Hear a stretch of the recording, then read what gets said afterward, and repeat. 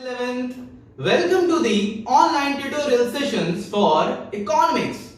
I'm Avnash Lambert, your economics guru, and today we are here to continue our third chapter under microeconomics, which is demand. In the previous video, you had studied about what is demand. It was the desire and the purchasing power for buying that commodity. And you also studied about the determinants of demand, which were price of that commodity, the price of related goods, under which you studied about the substitute and complementary goods, and also the income of the consumer and the taste and preference of the consumers. Now, let's start today's video with two things, which are change in quantity demanded and change in demand.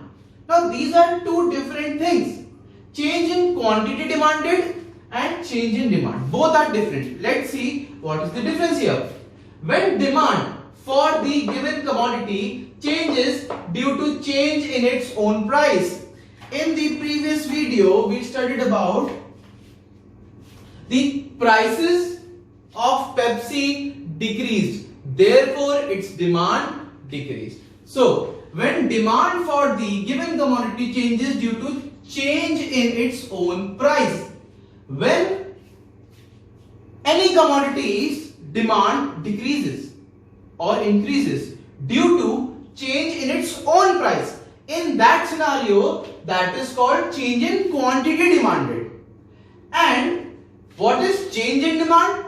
When demand for the given commodity changes due to factors other than price, like price of related goods, income, taste and preference, and other factors. Friends, I hope you have understood the basic difference between change in quantity demanded and change in demand. Both are different things. Now students, let's start the new topic, which is demand function. Now basically demand function means the effect of demand, the effect on demand by the other factors. So demand function is the demand functions over this F means functions, dx means demand of commodity X or good X. There is one good which we have named it as good X. So the demand of good X is the function of why that good X is being demanded. Why? Because of the function of, first is, you remember all the determinants of demand? We have to write the same things. The first determinant was price of that good or price of good X.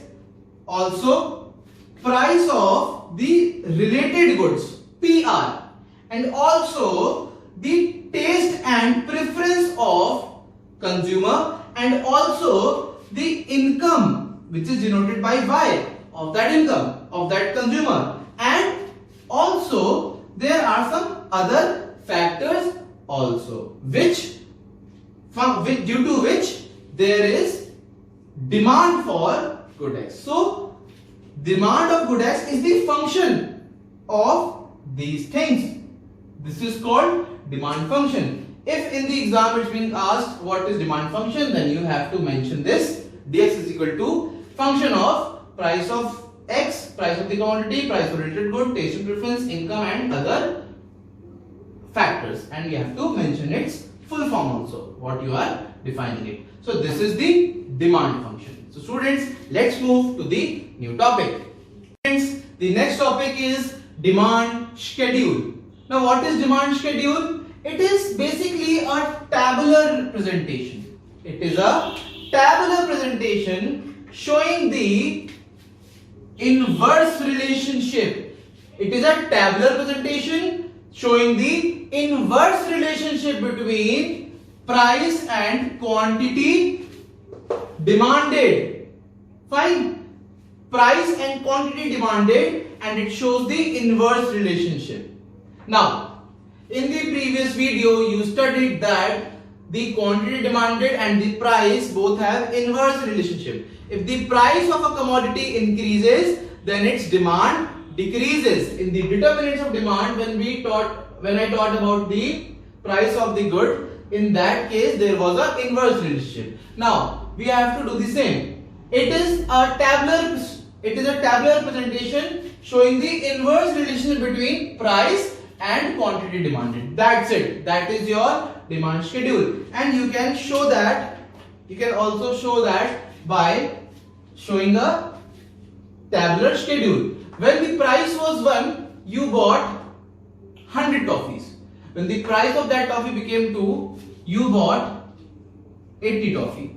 When the price of that toffee became 3 rupees per toffee, you bought 50 toffees. Again, the price increased, rupees 4, you bought 40 toffees. And when the price became 5,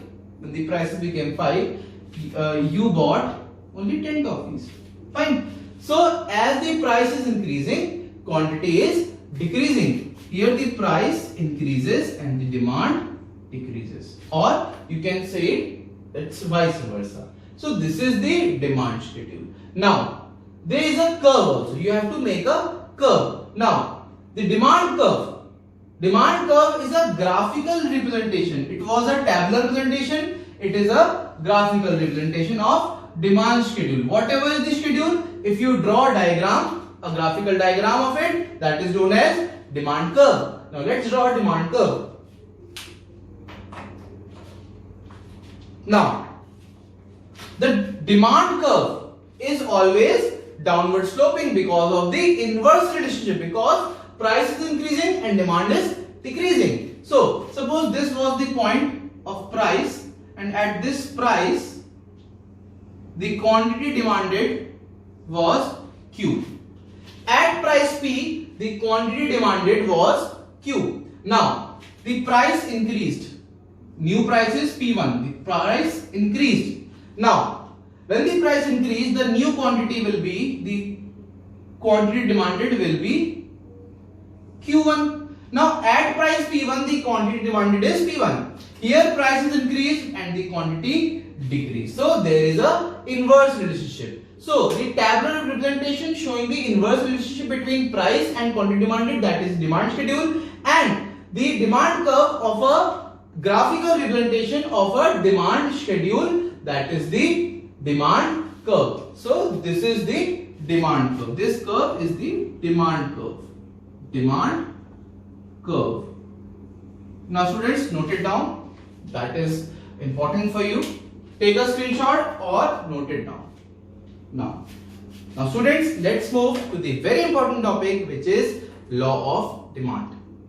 Now, students, let's start with the law of demand, the very important topic for this chapter and the most easiest one. Now, what is law of demand? You already understood what is demand function. What is demand function? Demand function is the function done by the Px, Pr, Y, T and O on the demand of commodity. Demand, it is the function of price of good X, price of related goods, income of the consumer, taste and preference of the consumer and other factors, and their collective function on the their collective function affects the demand. Now, law of demand says that being other things constant. The law of demand says that being other things constant, or you can also say that ceteris paribus. Ceteris paribus means keeping other things constant. Now, keeping what other things? We are talking about price of related goods. We are talking about the income. We are also talking about the taste and preference, and we are also talking about the other factors. See, all these factors affects the demand.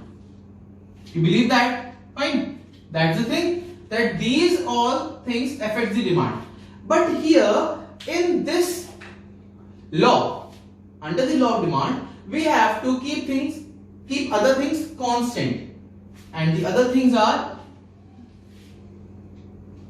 taste and preference, income and price of related goods. We have to keep them as constant, ceteris paribus. So these are kept as constant. These are constant. Now, the law states that being other things constant, like these have been made constant, these are ceteris paribus, there is an inverse relationship between price and quantity demanded. You already studied in the determination of the factors determining the demand that there is a inverse relationship. You already studied that there is a inverse relationship between demand of good X and the price of good X. So there is an inverse relationship. So that is the law. That's it. So it says that being other things constant, ceteris paribus, there is an inverse relationship between between price of good X and the quantity demanded. Now, price. If price increases, the quantity demanded decreases. If the price decreases, the quantity demanded increases. That is called the inverse relationship. This is the inverse relationship. I hope you have understood. And there is an inverse relationship. Now, there are few other things you have to mention in it. First of all, you have to mention the demand schedule. Whenever, suppose if this question arises in 4 or 6 marks, then you have to tell the explanation, the demand function, then you have to tell the statement, the actual law, then you have to show the demand schedule under which you will show the tabular representation. Then you will denote the demand curve. You will show the demand curve. How you will make the demand curve? There is a inverse relationship from up to down. So there will be this type of curve, right? So you have to make these two things also, which you have already covered in the in this video only, fine? So you have to mention demand schedule, demand curve and the law of demand. Now the last thing which you need to show is the assumptions. For any law, if you are writing any law in economics, you have to mention the assumptions. They are very important. There are certain marks for the assumptions.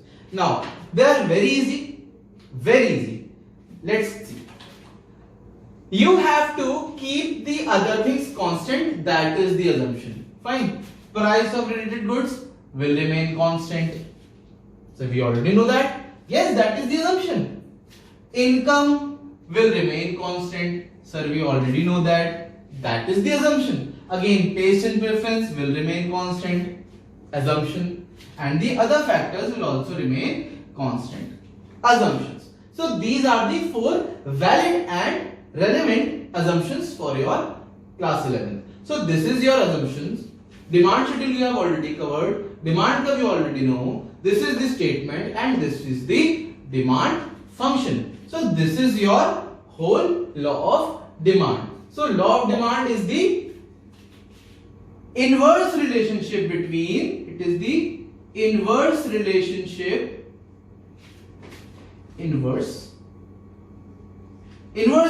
between price of good X and the quantity demanded while keeping other things constant.